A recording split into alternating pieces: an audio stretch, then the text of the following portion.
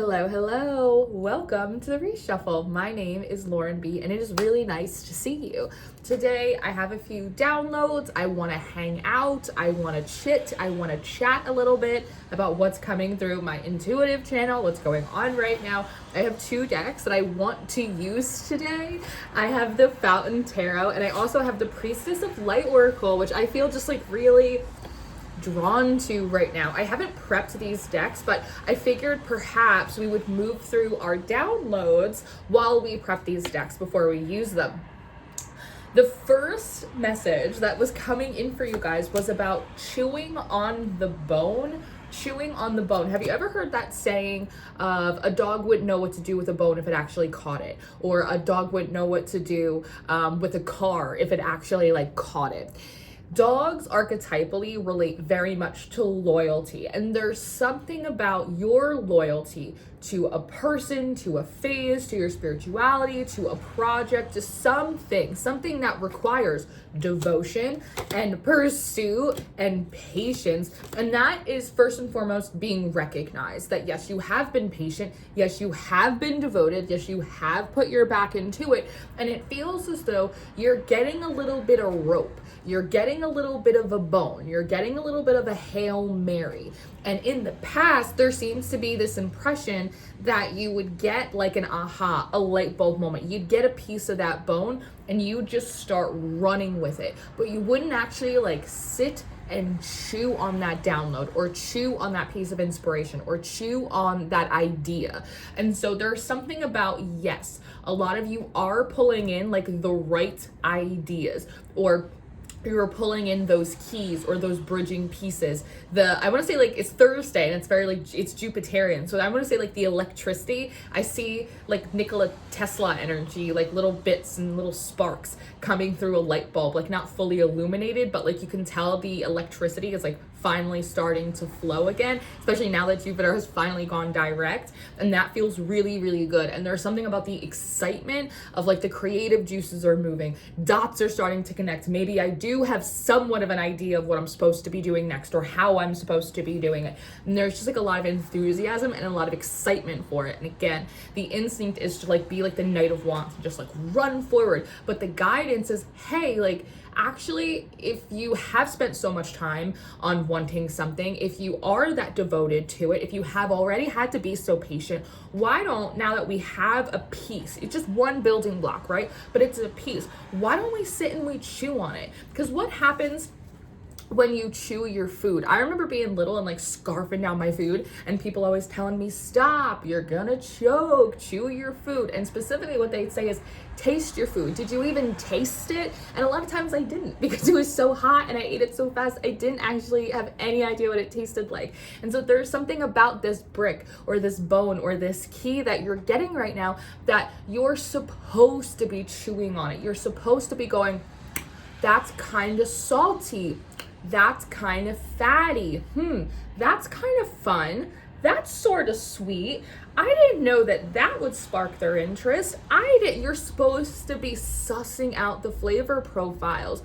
What is hot? What is spicy? What is sweet? What is salty? What is interesting about this? And those are nuances. There are details that you are only gonna, and they're saying some of the make it and break it details that come through this key can only be, what's the word that wants to come through? Extracted.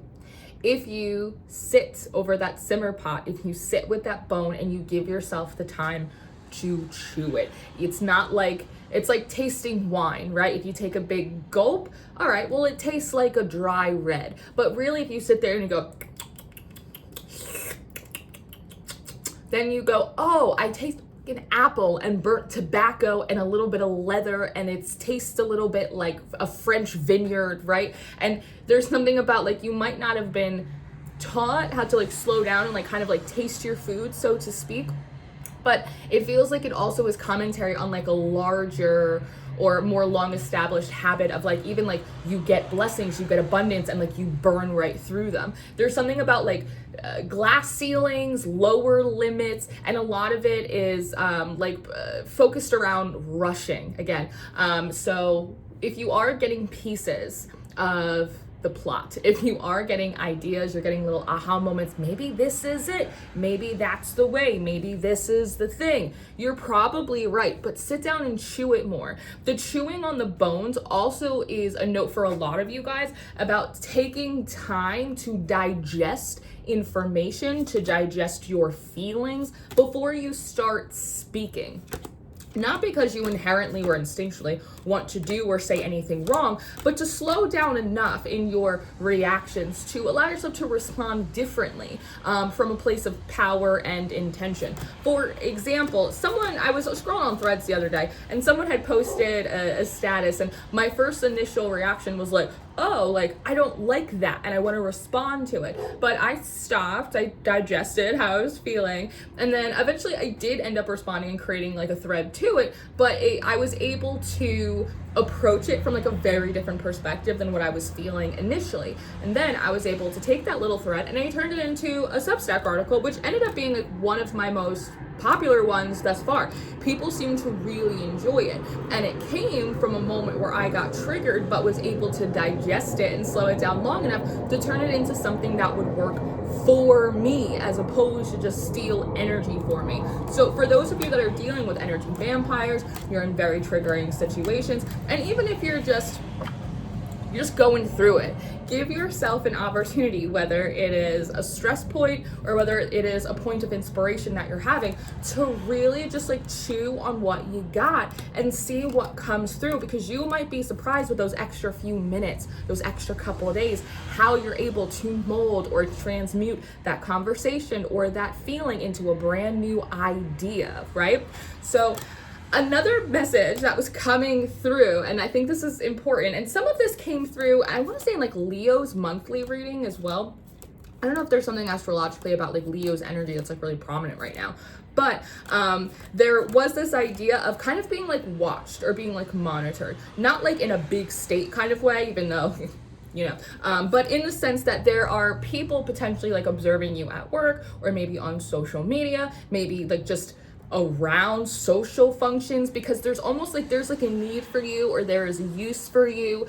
There are like invitations, especially around like the spring and the summer. It feels like a really nice uptick in the energy. A lot of opportunities are coming in, and so while they may not be presenting themselves to a lot of you right now, you do feel the sense that they are coming, which means it's a good time to be on your P's and on your Q's. Now is a time for consistency. Now is a time for showing up. And now is specifically a time, what I heard this morning verbatim was to not be stuck on stupid. And what I exactly heard was, don't be stuck on stupid when the tide rolls in.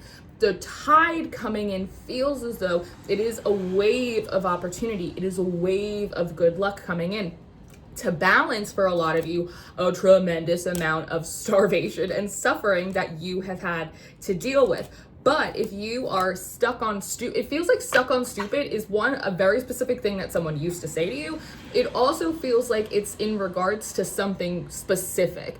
For instance, like maybe you are stuck on like an emotionally unavailable person who like doesn't give you the time of day. That is being stuck on stupid, right? You might be avoiding, I don't know, going to school, finishing a project, getting accredited in something, like because you want to, I don't know, hang out with your friends that you're not going to be friends with in 5 years, right? Like that's being stuck on stupid. Maybe you need to focus on production, on creativity, on getting your work out, making a name for yourself, whatever it is. Maybe you are stuck on petty high school drama, arguing with people on the internet, like whatever it is. Like there's something here about like there is a person that's not doing shit to help you. There is a weird habit that you have that like sucks up a bunch of your time. Maybe it's doom scrolling. Maybe there's a weird thing from the past you just can't stop ruminating over. You just can't get over it. And all of that is like fine, well, and dandy, except if you are focused on like, I want to say like nonsense, if you are focused on foolishness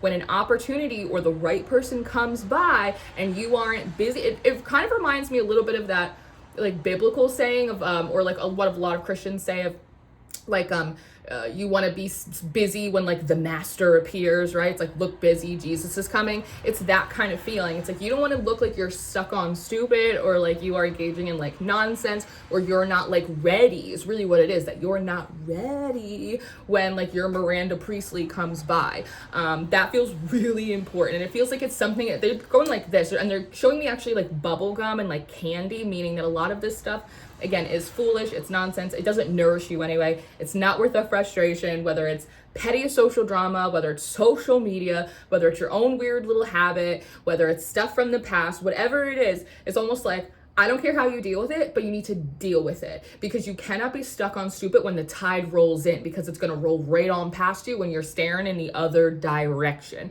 And what I saw this morning, which is interesting as this was coming in, is I saw a Crossroads fill up with water, which is a really beautiful thing. On one hand, this is, I think for me, a symbol of dry reservoirs filling up. And the word reservoir came through very specifically. One, the replenishment of these reservoirs, these dry spaces, is a call for a lot of you to relax. Need to rest. It's almost like I want to say, I know you're not taking your spiritual baths. I know you're not drinking your water. I know you're not getting enough sleep. I know you're doom scrolling instead of reading your book that's on your bedside table. Like, it's that kind of energy. There's like a note here of like, I see you not taking care of yourself and like focusing on silly stuff. I see that you're tired. I see that you're not eating enough. Like, there's that kind of energy here of there is an opportunity, again, before these opportunities come in, for you to prepare. If the door hasn't opened, it's because you're being given time to prepare. That is what the waiting room is for, to fill out your paperwork, to get clear on things, start defining stuff. You know, does that make sense? And so I just feel like a lot of you are being called to rest, and you're not, because you think that resting means like, I don't know, like you have to take like 4 days and not do anything, when it's like, maybe just take like the last half hour of your evening and spend it reading instead of doom scrolling, or meditating, or maybe, you know, turn your shower into a bath, or what, just like whatever it is, take a little time for you, right? Breaking it with Kit Kat or something. Again, there's kind of like this funny energy of like, we know you don't like being told what to do, so figure out how to do it. Just like make sure it gets done, because otherwise opportunities are going to start trickling in between, especially in March, between like March and June, and you are going to be unprepared, and or at worst you'll be unprepared. But what is almost feeling, how do I want to describe this? I guess it doesn't matter. The idea of being too tired to actually like rise to the occasion, that's like almost worse than anything else. It's not only missing opportunities, being unprepared when they arrive, because again, you weren't filling out your paperwork, like you weren't getting like yourself together, you weren't building up like consistency in your routine and your self-care and all of that. But more than any of that, the idea that these opportunities could come and you could be ready and you could know what you're doing, but you're too fucking tired to rise to the occasion. That is like, that's an energy that makes me sad. It's just like, wow, like it's like what I want to say is like stealing from the future. Like you have opportunity now, so like prepare yourself so that way when the door opens, you can actually walk through it and then like carry that blessing. Something I've always said on this channel for a long time, it's one thing to be blessed, but it's another thing to carry the blessing or to live underneath it, to maintain it. That is a very specific thing. Anyone can catch a blessing. You can be in the worst situation possible. It's easy to catch a miracle when you're in dire straits, but when like things are okay and blessings come in, you have to be more of an active participant in maintaining them. A lot of that is not done when the door opens. A lot of that is done in the training beforehand. So that's part of this time. In terms of opportunities, something else that they were saying, that some of these opportunities are meant to be created or catalyzed by you. The pooling in the Crossroads is a sign of pooling of one's resources. Now there is a slight note here, yes, activism, pooling, community skills, community resources, aid, stuff like that, absolutely. For those of you that have been like, should I be more involved in community activism? Yes. But for others of you, this pooling of resources is the pooling of your creative resources and skill sets, going, I do this over here, and I also have this little skill that I have over there. I also seem to have a knack for this, and allowing like a little Chex Mix of all of your different skills, of your strengths, of your preferences, your unique outlooks, all of the weird little psychic, spiritual, creative, artsy, philosophical, all the stuff that you're doing in your little mind palace. We want you to pull those pieces apart. We want you to rearrange them and put them back together in new ways. Because there's a sense of like being able to make, it feels like an Ace of Pentacles. If you look at what you already have, what you've already done, what you already can do, if we rearrange the pieces, if we rearrange the ingredients, we can make an entirely new dish, right? So, and it reminds me of the principles of like propagation. A lot of you, very much kind of like in a Saturn-esque way, are being asked to kind of like kill your young, i.e. take, and this came through in a reading recently, I'm pretty sure, taking all of the disparate pieces of your projects, your dead ends, stuff you put on the shelf, and literally putting them all back like in the fire for fodder, for inspiration, to re-look at the pieces and put them back together. It's like, I don't know, gathering all of your toys and like popping all of their heads off and then putting like the T-Rex on top of the Barbie and then taking like the flippers and putting it on the feet and going, it's a crocodile. You know, like it's like it's a really like weird way to do it, but like it is a way that the sausage can get made. And so now is a time where you just might be really guided to like really unconventional ways of problem solving, of project building, of conjuring up like inspiration. Like you just might be pushed into like weird mediums and weird ways of doing things that again, like you want to avoid. But the idea here is like, don't be afraid to eat your young. Don't be afraid. Just like propagation, you're going, you know what? Like this whole entire plant was like pretty fucking cool. But I think if I actually just take a piece of that thing, if I just take an idea from that project, if I just take one side of whatever that was that worked or that I personally enjoyed, then I can snip it and I can put in some water and I can grow something new and different and entirely singular just from a piece. So again, like it's kind of like a corporate restructuring, like of your, I don't know, your creative hierarchy, your projects, like what you were trying to do and put out, that for some of you might have better results if you just literally take a lot of like these random ass things you're doing and put it all in a pot, just and look at just the pieces and put them together into new wholes, entirely different projects. That's the eating of your young. That's the pooling of your resources. And that is also part of how you can productively use this time while you're waiting for doors and windows to open, to rest. Because don't forget, in rest, there's also a rejuvenation of our creativity, of our analyzing faculties, of our ability to like connect the dots, the ability to process, again, digest information, all of that mercurial stuff. It happens when we're resting. That's why even though the Four of Swords isn't always like the sexiest of cards, it's like tremendously productive. Now, going back just quickly to like those crossroads that were like filling up, what I was shown was actually like a little toy boat in the crossroads, like finally rising. And so I do think the next 6 months will mark a time for a lot of you of getting your head above water. So that's that. But also as the waters rise in that crossroads, they also just naturally kind of push the boat down a certain street, down a certain direction. So I feel like a lot of you might be moving from the Two of Swords, feeling a little confused, and actually the word indifferent is coming through, almost like I don't even care what it is as long as it works. I just want the thing that works, which makes perfect sense, but it also comes slightly from a place of survival and not from a place of like true co-creation of like one's experience. Like you're allowed to prefer something one over the other, but all things being equal and even, it feels as though, what's the tiebreaker? I need the universe to bring me a tiebreaker so I figure out what path to go down. And so the increase of opportunities in one direction or another really lightly takes you out of indifference, takes you out of confusion, takes you really out of that hangman stalemate, which, by the way, in one way was sort of on purpose because we've had a lot of retrogrades lately. So we've had Mars in retrograde, specifically Jupiter in retrogrades. You're not making a lot of progress under those transits, all right? So you've done the best you could, my love. You really have. I could feel that in the energy. But the rising of the water in these crossroads, much like the 2 to the 6, in a very easy way, just starts ushering you down a particular path. And so I do feel like a lot of you right now may be sitting in like the 7 of Cups, like a sea of possibilities, a sea of ideas. I'm lost. Are you there, God? It's me, Margaret. But I feel like over the course of like the next 4 to 6 weeks, like the vision starts to narrow for you. You kind of start niching down. You kind of start understanding, oh, no, okay, I like that. This is interesting, but this is my focus. This is how I'm running my house. This is what I want to do with my work. This is what I'm trying to get across to the world.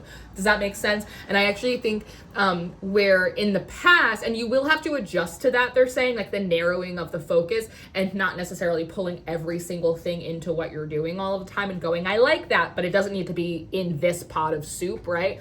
I love curry, but it doesn't make sense in my tuna fish sandwich, right? Maybe that'd be good. Anyway, you know what I mean. So it's just that kind of energy. Also, they were saying right now in all of that now is a really good time to observe versus absorb, particularly for those of you that have, in general, but especially for those of you that have platforms, you are creatives, you're trying to get some out there into the world, you're business people, you're trying to network. There's something here about taking this time to potentially not participate, but play it a little bit quieter, your cards a little bit closer to your chest, and be slightly less active in an effort to observe how like people are moving in your industry. How are people moving in your workplace? How are people moving like in this community? It's like market research or environmental research.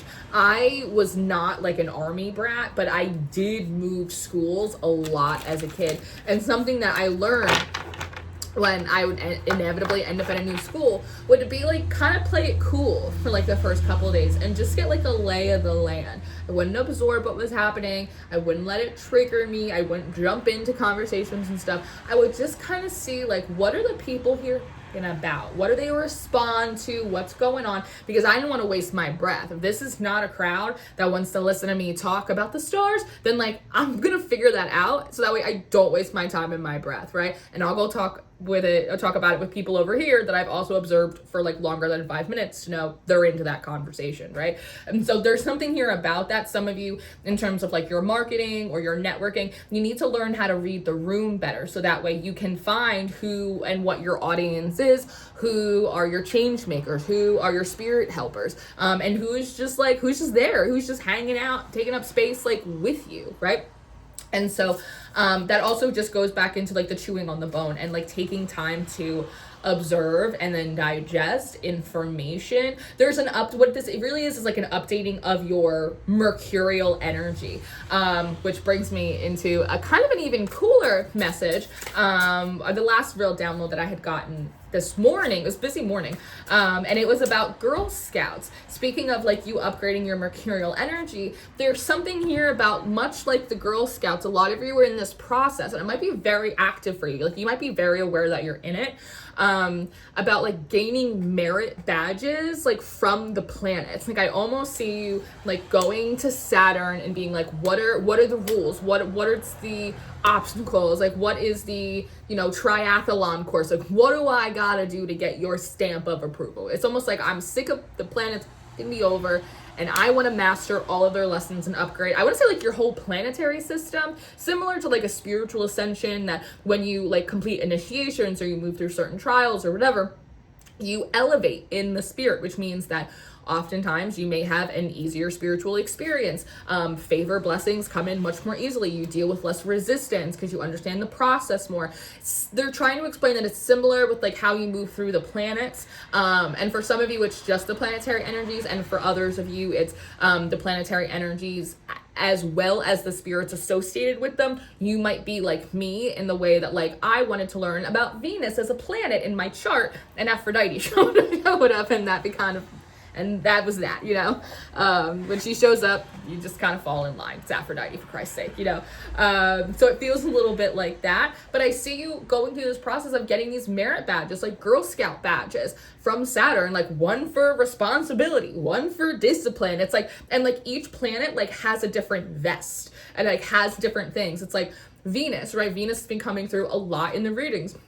about presentation and like putting yourself together and taking pride in your work and like all of these different things, right? It's like there's a badge for harmony, there's a badge for like strategic war, like there's a badge for socialization, like there's a badge for like all of these different things that all of the planets have. So I feel like for a lot of you, since Saturn has gone direct, you have been, I understand, since Saturn's gone direct, you've been like in your Mercury vest, trying to earn your Mercury badges. And they're saying something about a lot of you moving into your Mars badges soon. And those oftentimes, they come with tests and lessons according to where those planets are obviously like sitting in your chart. But there's something here about like it goes beyond a perfection year, right? You're in a 12th house perfection year. So now you're dealing with 12th house Neptunian, Jupiterian energies. It's beyond that. I see you making it through all of them. And I'm hearing, I love my little calendar girl every time, every day of the year, something like that. So I also wonder if there's something about like crooners, like 50s, 60s, doo-wop. Also, they're showing me Crybaby, the movie Crybaby with Johnny Depp from a while. That movie's so goddamn old. They're showing me that movie. Please, Mr. Jailer, won't you let my man go free? There's something here about the wild access of like the feminine energy within, the intuitive energy within, but the ability to manifest that into literal action, into literal physical tangible blessings, into literal real life change is difficult. And that idea of like, please, Mr. Jailer, it's that like 8 of Swords, I'm kind of trapped here, and it's not knowing new ways on how to move, on how to perform, on how to show up, on how to work with others, right? So there's a skill deficiency. There's something here about, yes, divine timing is a thing. Yes, spiritual initiation and all your spiritual woo stuff, yes, is a thing. But there's also like these other areas as well, like the inability to adapt or to move in a different way that also like have prevented movement forward. But these are things that are being rectified now. Because don't forget, Mercury is not just how we digest information. It's not just how we communicate.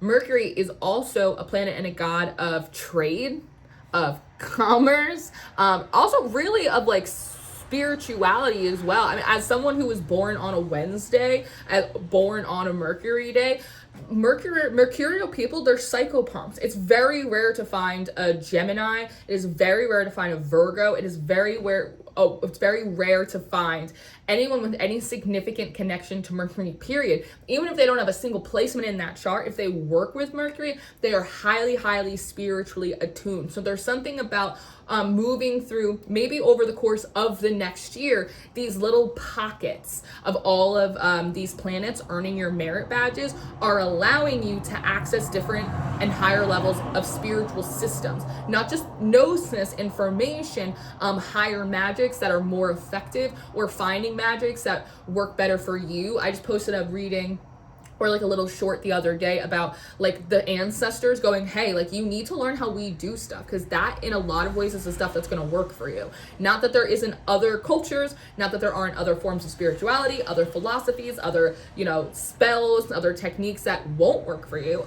Sure they will, but like we have the formula and you can take pieces from it so long as you come to the altar and you're willing to learn. That was the like, you can't eat at everyone's house, or you'll eat at everyone's house is like but your own type of energy. It's like, we know some of your ancestors are crazy, but at the same time the culture and the magic behind them like is still very like real and valid, like with or without them. So there's something really interesting about that. Again, there's kind of bringing back to this like this 50s, 60s, like doo-wop kind of sock hop type of energy. I'm not really sure like what that is. We can find out though. So as noted, I have the Priestess of Light Oracle, and I also have the Fountain Tarot. I have the 2 of coins at the bottom of the deck, which is interesting. And again, I feel it's a little bit like kind of what you're being asked to do right now, which to you, it feels like twiddling your thumbs, but it's like, but to the gods, it actually feels like a lot of really productive work. It's like you're resting, you're building consistency, you're learning how to move in new ways, you're allowing for these energetic upgrade. Like it's all like really good stuff. stuff. In general, what's this goddamn sock hop? The Knight of Cups, Maybe, I'm just wondering, maybe there's something around that time period that is significant for you. Maybe some of you had, maybe your last life during that time period. I also wonder if there's something about maybe like a significant ancestor, or like the grandmothers have been coming in a lot that are from that time period, and their influence is like, I don't know, making you feel called to that time. Courage, strength, fierceness, family. So I think that's really interesting.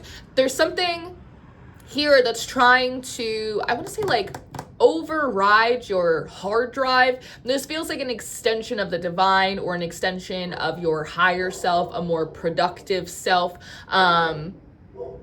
Really interesting.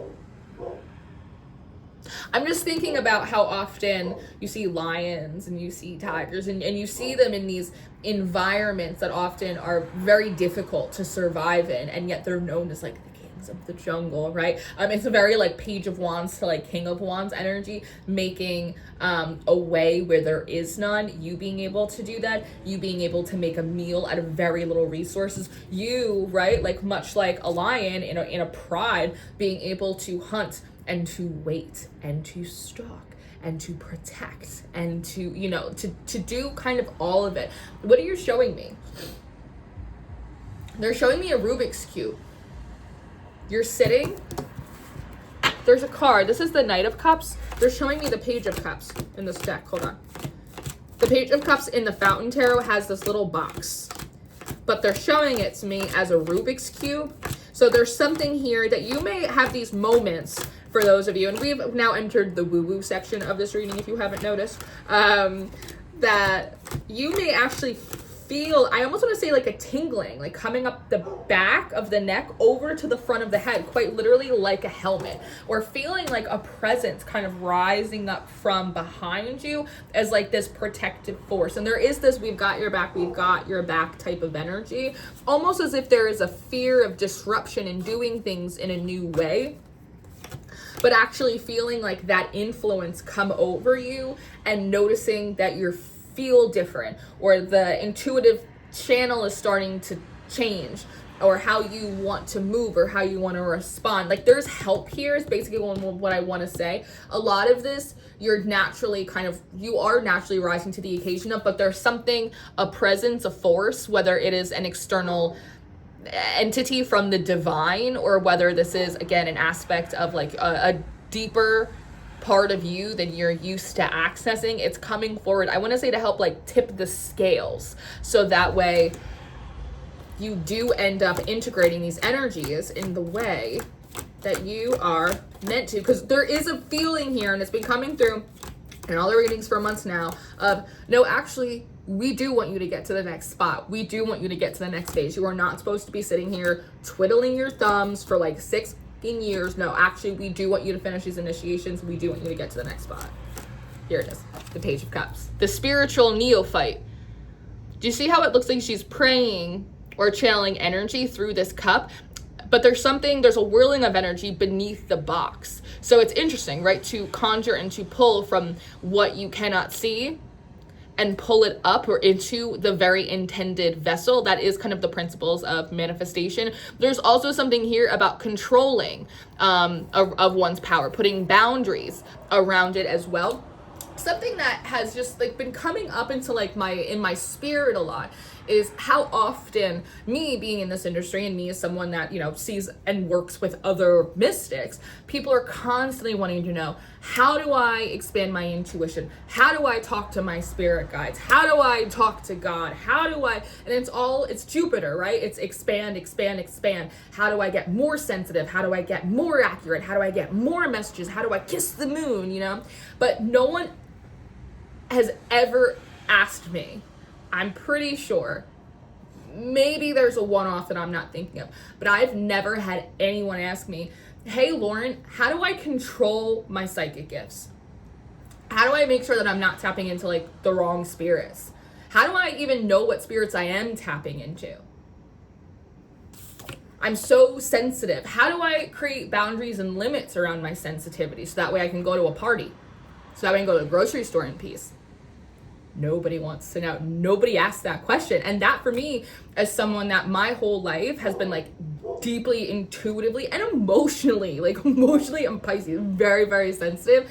Like my whole thing was like, I actually want to know, like, how do I like bring this down a couple of notches? How do I control it? How do I neutralize it sometimes or click it off so that way I could be a regular ass person and not just like the talking clown face for the spirit world? Like, what about that?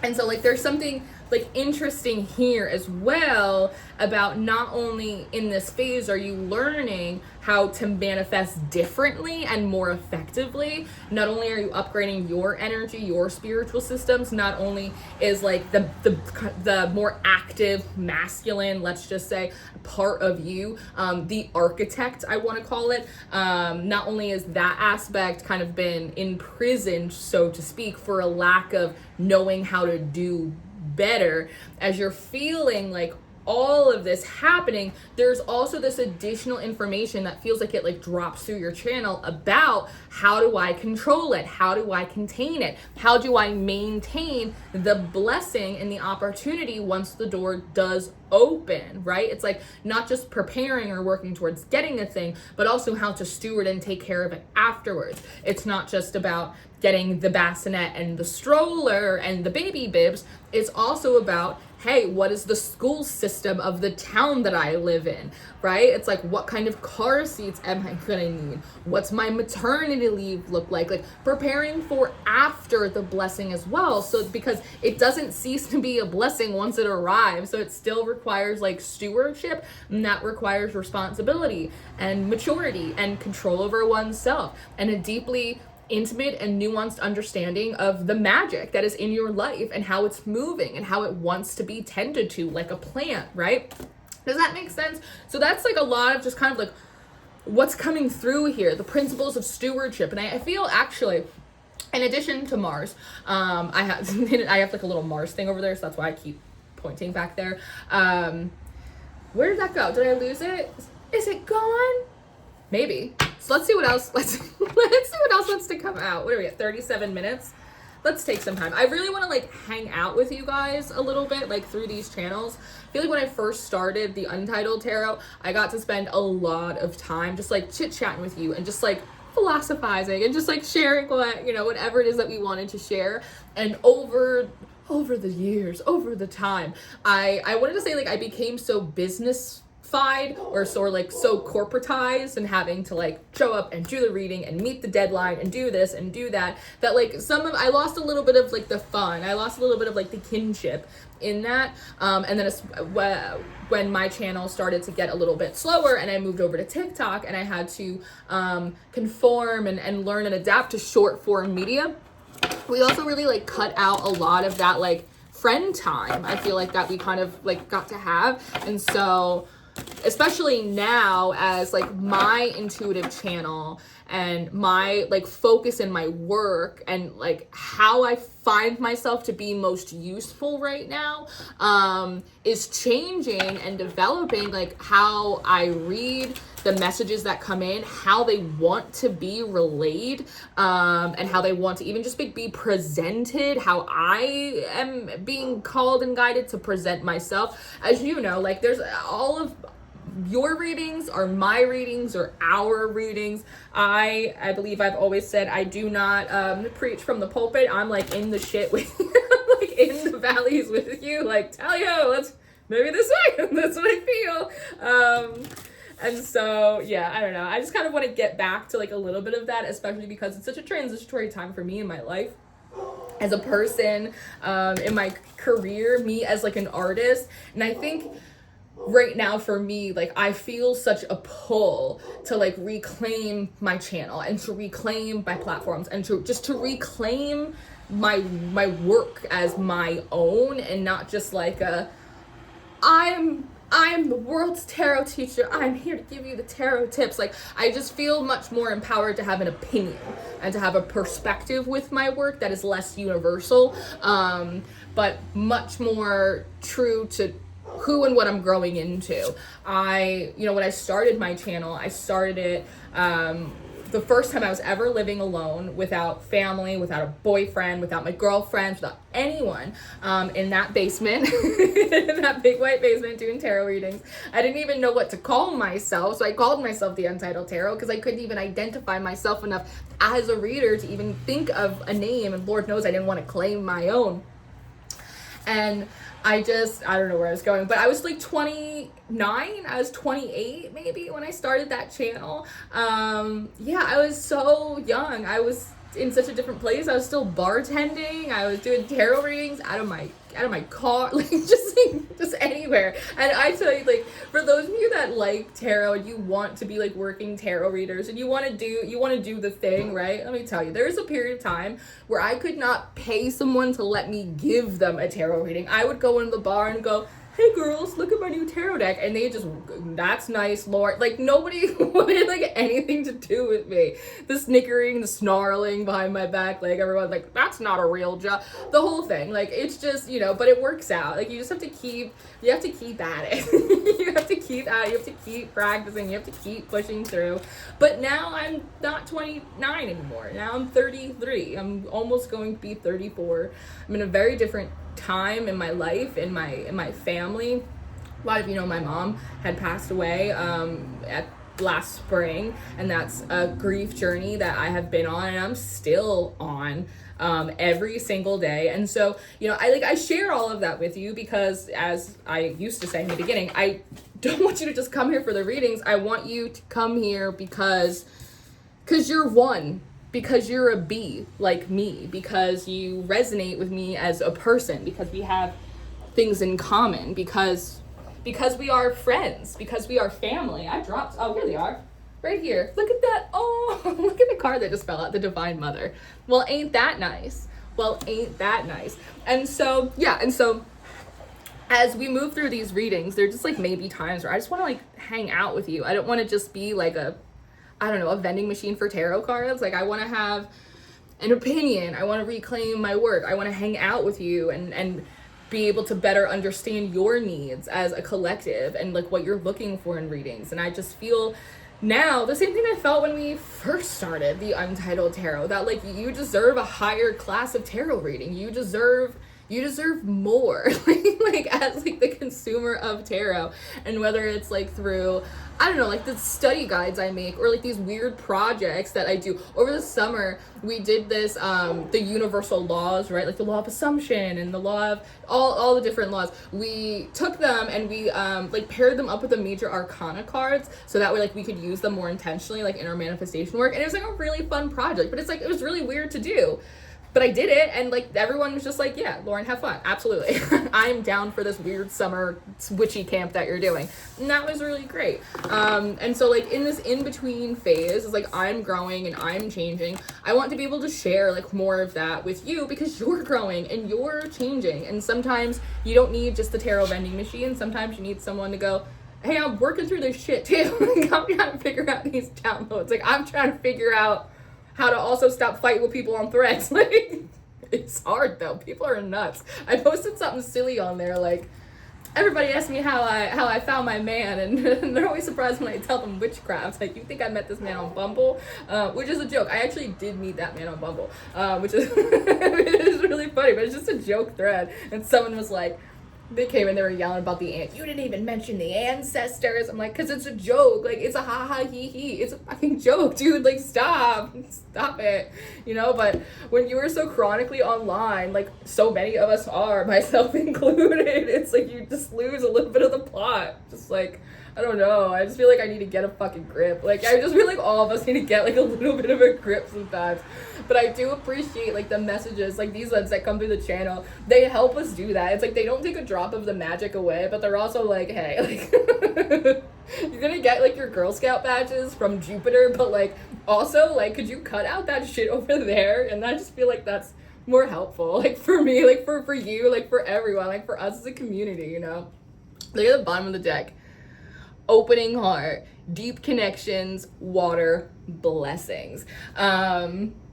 Blessings from the water. West has, I think I mentioned this, West has been coming up a lot.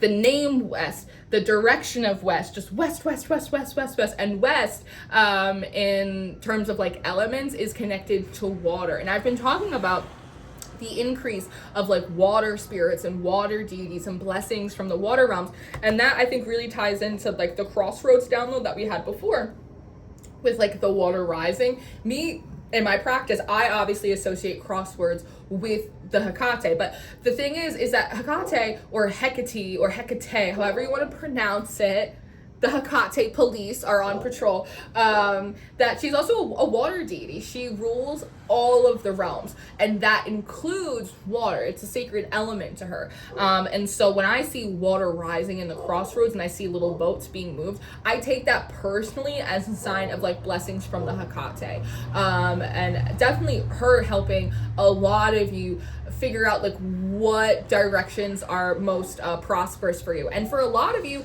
it's the path that you're on. It's like, I feel like maybe you're like me, where you receive those messages that like you're on the right path, and you're going, are you sure? Because it doesn't really look that way.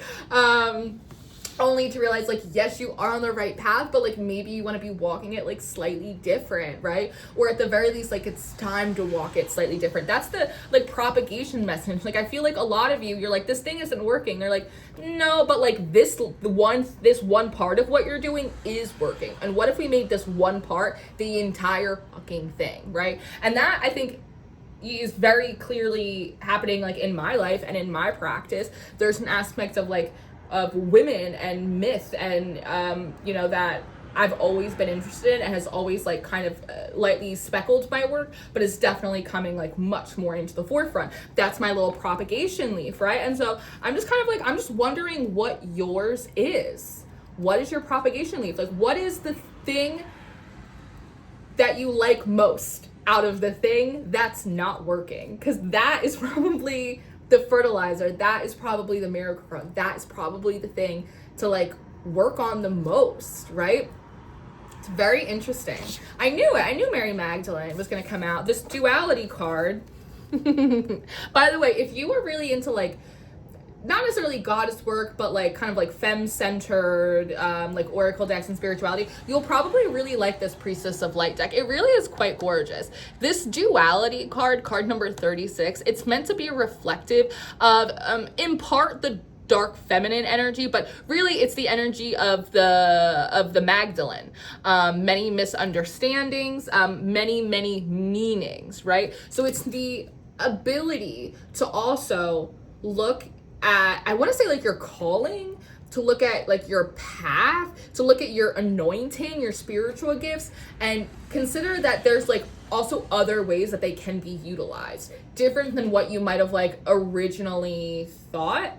Again, like that's the propagation. Is there anything else that wants to come through? What do I want to, they're telling me to do like a little SWOT reading. So a SWOT spread, very simple. It's strengths, weaknesses, opportunities, and threats. This is kind of a program that a lot of people use in community activism, in organizing. And when I first had learned about it, originally, when the Supreme Court initially shot down Roe, I thought, that sounds like it's going to make an excellent tarot spread. And it does. and it does. We've done it in a lot of my classes. I'm also thinking, by the way, of bringing back, not necessarily classes right now. Like, I don't really, like, honestly, I don't really feel like teaching, because I'm in this process of kind of constructing a new world or system of tarot for myself that like I hope to share, but like I need more time to chew on that bone. Like I need more time for it to percolate so it makes sense, because if there's one thing about me, I don't want it to not be good. I don't want it to not make sense. Like even if I do a project out of pure spite, I still want it to be good. And so the Fool, I don't want to do the Fool, so I want to make sure that I'm looking a little before I leap. Where's I going with that? I guess it doesn't matter. So I want to do the star. It's so funny. My team is so encouraging. But yeah, so I want to do a SWOT reading with you because I was talking about classes. Yeah, so I don't think I want to do like teaching classes necessarily right now, but I am very interested in creating like, I don't know, like material for you guys to like play with and have fun. But I am interested in potentially restarting tarot practice groups. We used to do them kind of too much because there were like free groups that I was running, but on like once or twice a week we would like get together for a couple hours and we would practice spreads or different tarot techniques or just like different stuff, and it was fun. I don't know if anyone's interested in it though, so like I personally do not want to go through like the trouble of like putting together like a lesson plan and games and like all of that stuff if like no one's interested in it. But if you are interested in it, let me know. It'll probably be something that like it's free to the Patreons and you, I don't know, buy a $5 ticket if you're not a Patreon, or I can do, I don't know, like keep it on the Patreon but maybe do like a big free one once a month, or I don't really know like how I want to do it. I don't know if you guys even want it to be done, but I do feel like just in the collective, but I feel like in the world we're really like craving more like tangible experiences. Like even if we're just like on Zoom, there is like a desire to connect more, and so I definitely want to provide the space for that. And tarot groups are fun because it's like you're not being graded, it's not a huge thing, you just come, you just have fun and you practice tarot and you get readings and you give readings, and you know. But again, I don't know if you're interested in it, so if you are interested in it, let me know and we could put something together. But this is me, a manifesting generator, asking you to give me something to respond to. But we're gonna do a SWOT reading for this small in-between time that we are waiting for doors to open and establishing like new routines as our energy upgrades. Very good. So we're gonna look at our strength. What's our weakness? I know that's right. I know that's right. Opportunities, threats. Okay, let's say. It's interesting that weaknesses and threats popped out upright, like facing up, and the strengths and the opportunities came slightly hidden, which I think is really interesting. So when we're looking at our strength, I don't know if these want to be taken first. I'm going to go in order because that's my business. So when we're looking at our strengths, the strength actually is the Hangman. This is a very, very Piscean cards. Much like the moon, much like the high priestess, the thing that you think is in your way, stagnancy, a lack of opportunities, it's actually not the thing that's blocking you. It's not a block, period. It's giving you an opportunity to, again, get very, very clear about what you want moving forward, how you want to do it. I want to say, like, when was the last time someone asked you what you wanted to do, how you wanted it to get done, how you wanted it to look like? Be the real creative director of a thing, of your life. If you didn't have to do anything, if you were not beholden to any rules, how would you construct your day? How would you show up? Something that I heard someone, I think on TikTok, and they were talking about, the thing I love about self-improvement is that I always get to be a new girl. And she said something like, you know, last month I became a girl who read a lot, or I became a girl who likes to read. And I cut down my scrolling time and I replaced it all with books, right? And she said something like, and next month I'm going to become a fitness girl, and she's going to start taking, I don't know, like a workout class or Pilates or something like that, right? But it's like, there's kind of that idea of like, what kind of person do you want to be? And then like start like filling that in. Do you want to be the kind of person that is like super motivated, that's like up early? Do you want to be a person that's like kind of in the garden with your books? Like, do you want to be a reader? Do you want to be a leader? Do you want to be an artist, right? Well, then we got to get you a smock and some paint, you know? It's like, there's something about like, you're not masking, you're not faking it till you make it. You correctly identified a lot of the things that you want, a lot of the aspects of you that you want to take more prominence than other aspects of you that you actually do want to outgrow. There's new like passions that you haven't explored. For some of you, there's shit that you've always liked and you never explored it past like an initial introduction. But now there isn't a blockage. Now it's an opportunity where you can start filling in the patterns and the habits and the perspectives of the person that you want to be growing into, gathering and repurposing and re-putting together the pieces of the project that you actually want to do, or the job or the work that you actually want to pursue, the relationships you actually want to be in. This isn't a block. What this is it's like kind of a Hail Mary. It's like, thank God nothing is moving, because if opportunities open, if things started coming in and you weren't clear about who you weren't instilling the habits to become the person that you want to be, or to create the things that you want to create, then you're just going to end up going down another path just to be rerouted back around, just to get the thing and realize it doesn't actually make me happy. Like, do you want to do that again? Like, you don't want to do it again, right? So like, let's take the time and use it productively in the crossroads to look at the variety of options, to chew on them and go, I think that would be fucking cool. But I also think I would be sick of it in 4 months, because I know myself like well enough to know X, Y, and Z, right?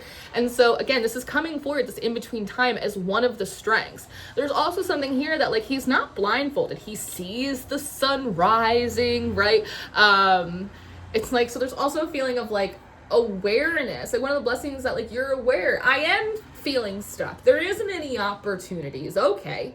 Well, then what else do I do, right? So it's almost like there's something here about this in-between time, or a time that feels stagnant, is also teaching you how to get to the point, is how to move to the next spot, to go, okay, well then now what? Instead of just going, I hate this, let me spin my wheels in it. It's actually forcing you to be in your feminine energy, which is creative, it's productive, it's birthing a new idea. It's going, I must eat my young, I must cut this off and grow something new from it, right? So that way we all may eat, right? So it's like, it's teaching you, again, let's bring back to those little Saturn merit badges, when to cut stuff off, when to carry through, get clearer about what you want. The stagnation is not the blockage. The blockage is a lack of clarity within yourself. And that is the thing that's going to make all the difference, because the weakness that comes forward is the King of Wands in reverse, which is like progress at any cost, success at any cost. It's very patriarchal. It's kind of like an energy of conquest, but it's not conquest from a divine right, from the steep purpose. It's from insecurity. It comes from a level of desperation, oftentimes with the King of Wands, because you have to think about it being a solar energy. The ego, that the ego is defined by what it can conquer outside of itself, as opposed to what it can produce from within. It's entirely ass backwards of a way to do things, which is why when we move, or even when we do conquer, even when we do manifest from this energy, it never quite feels that good. It kind of reminds me of, and I talked to Mr. Reshuffle about this a lot, about how something that I've noticed about when I was bartending, and something that I noticed about a lot of bartenders, not all of them, but a lot of bartenders, we never get to like keep the money. I don't know like any bartender that like does well for an extended amount of time, meaning that it's not that they sometimes they will pay into healthcare, sometimes they will do that, but there's something about like, I made so much money when I was bartending. I don't have any of it now, because it's like, you make it so fast, and you make it under kind of weird circumstances, that it also like, it goes fast, it gets spent fast. It's like, the money's not sticky in a way, right? Which is why, and the money comes in fast and it goes out and it doesn't stick to you, and so you have to show up and you have to work another double and you have to stay, and it's like, it's this weird like cycle where it's like, you're making more money than everyone else. You're making more money than half your friends that graduated college, but somehow you're still fucking broker than everyone else. It's the weirdest thing, right? And it's like, in my mind, it's like, in part,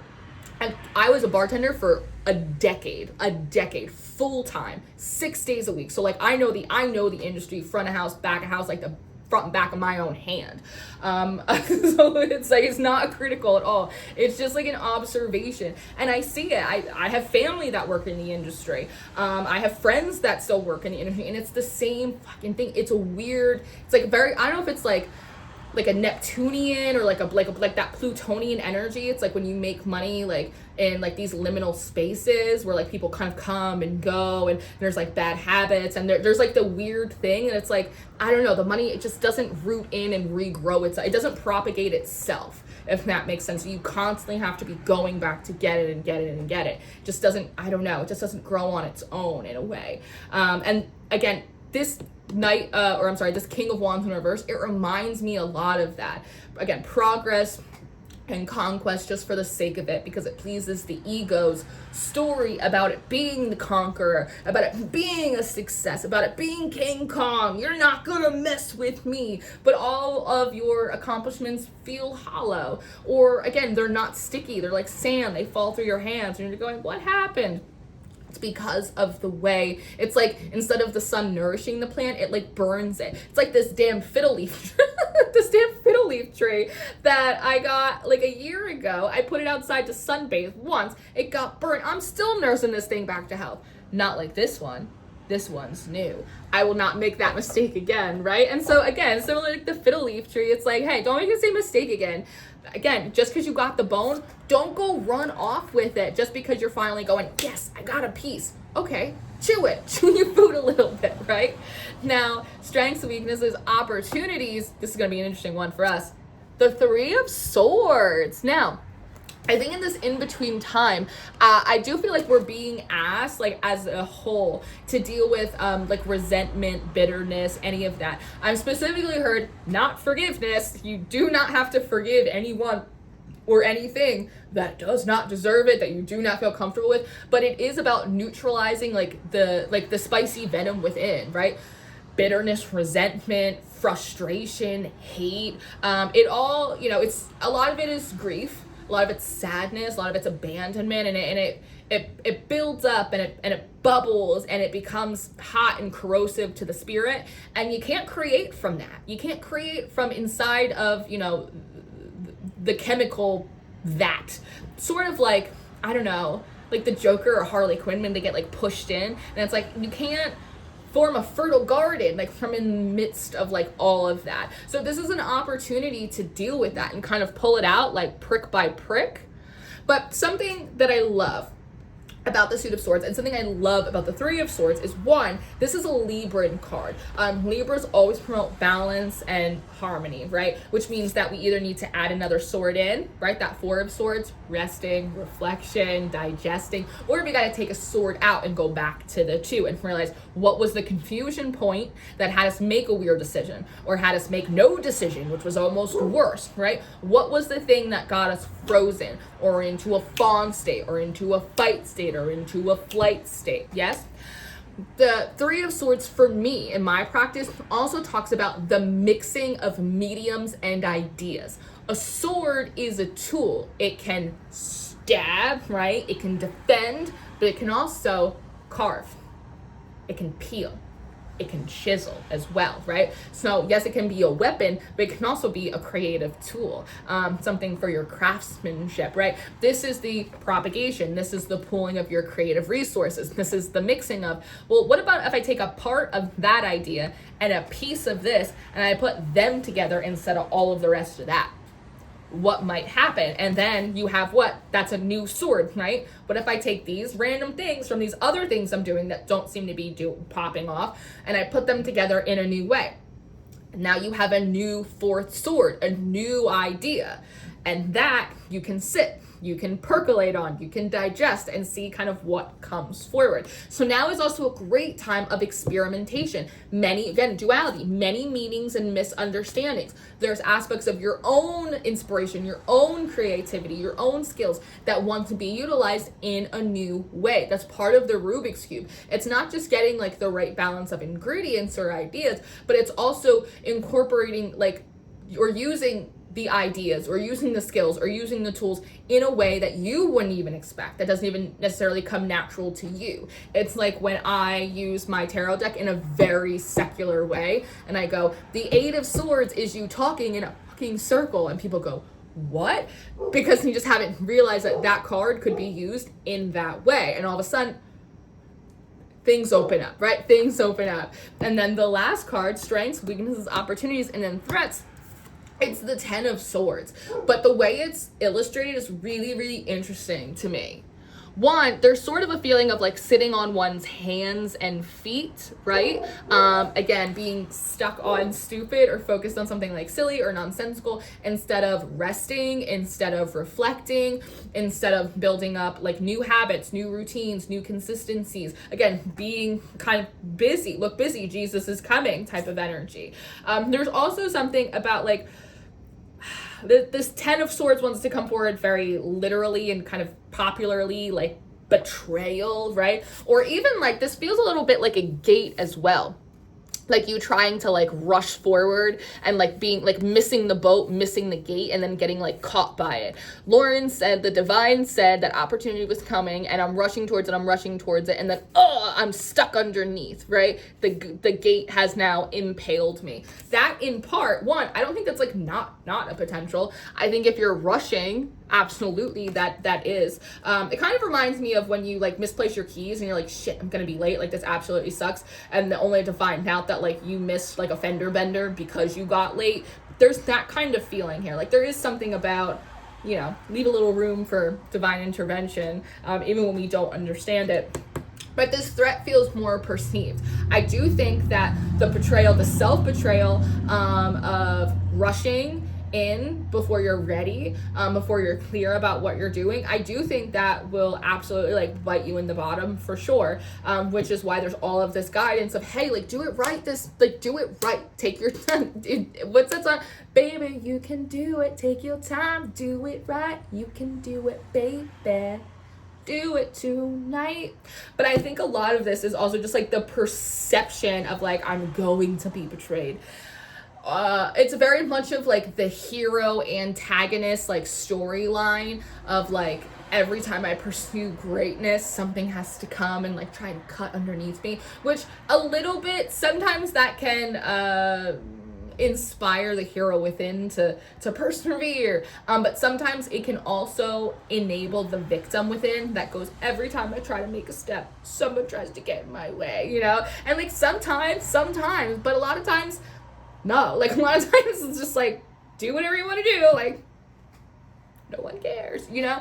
And I think like, again, that's hard for like the ego to feel sometimes. Like I've definitely had to sit with myself, like no one cares, Lord, like do what you want to do, it's okay. But there's just like a perception. There's again, on one hand, there is a real threat of like, yeah, you can like screw the pooch for yourself if you move too quickly and you're not in position when an opportunity walks by and you're not there because you're focused on something silly, because you are too tired to take advantage of it, to even recognize it as an opportunity. You're unprepared to take it, even if you do recognize it's an opportunity, right? Absolutely, you could bite your butt there. But I also think it's just the perception of like, well, why even bother? Because of course there's going to be something, you know, to challenge me. Maybe it will, but like, when have you not been challenged? What if you don't get challenged? What if they just let you right in? What if you actually wait for the right timing, you get your ducks together internally, and then you just walk in the door and everything's fine? What about that? What about that? It's not as dramatic, it doesn't like promote as much adrenaline, but like what if it works out that way for you, right? And then like at the bottom of the deck is temperance. Like it's temperance. So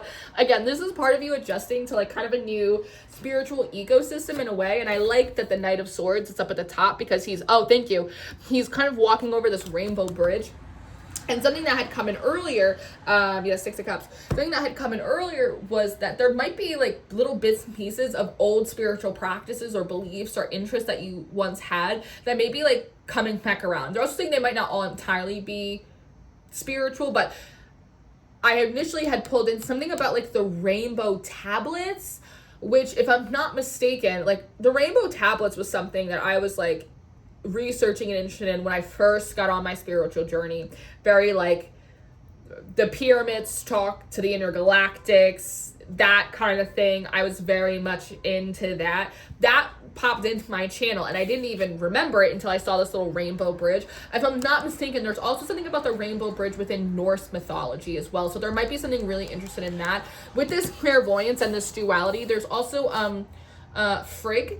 Frigg is Frigg. That is a Norse pagan goddess, if I'm not mistaken. That energy is coming forward as well.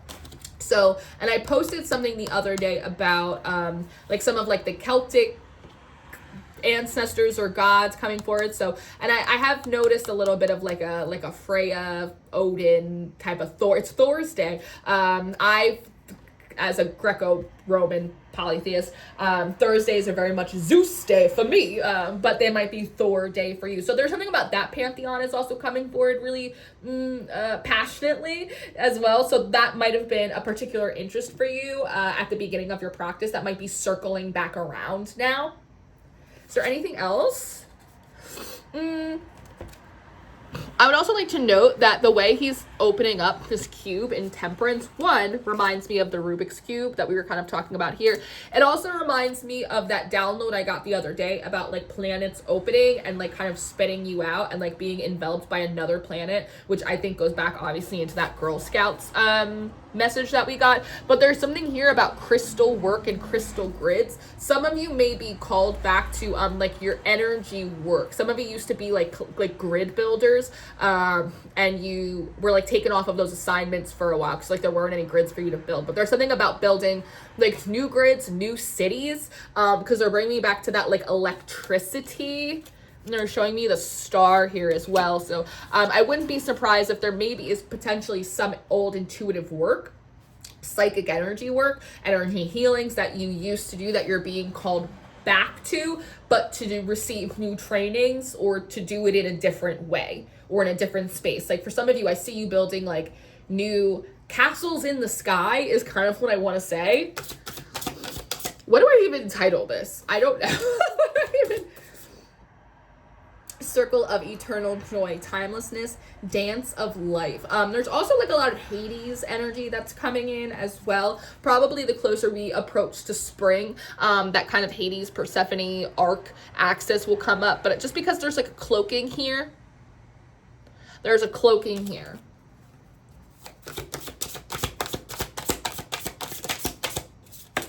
Oh, there's a lot coming in here. Tenderness. Earth magic. Achievement is in reverse, which I actually like because it comes out with the sacred white buffalo, and there's something here about a miscommunication that like your earthly accomplishments, like they don't mean the same thing in heaven. Like they don't mean the same thing to the spirits, especially the spirits of nature. It's like, that's silly. Like that's not your compassion, your love, your creativity, your thoughtfulness for just like the magic, the spirits, the souls, the people around you. Like that's what matters. So there's also something here about maybe readjusting your idea of like what is revered spiritually, and recognizing it that it's much more often like the fruits of the spirit than it is like the bounty of man. And for that feels like that's gonna set someone free. I don't know who you are, I don't know where you are, but that's gonna set someone free. So this is what I have. I hope that this is helpful. I hope that you liked hanging out with me. I hope this was uplifting. I hope this was entertaining. I hope this helped connect all the dots that like you needed to be connected for you. I appreciate you spending this time and hanging out with me. I hope that aspect of like kind of in and out of readings and personal anecdotes was fun for you. I appreciate you being here as always. If you want to keep up with me yelling at people on threads, or your personal readings, your monthly readings for February are available for rent over on the Patreon. Let me know if you're interested in like group practice sessions, because I can definitely put those together for us if you're interested. But yeah, anything you need, tarot club memberships, personal readings, the Flying Spaghetti Monster, it's all in the description box. I love you so much. Thank you for spending this time with me, and I'll see you next time. Goodbye.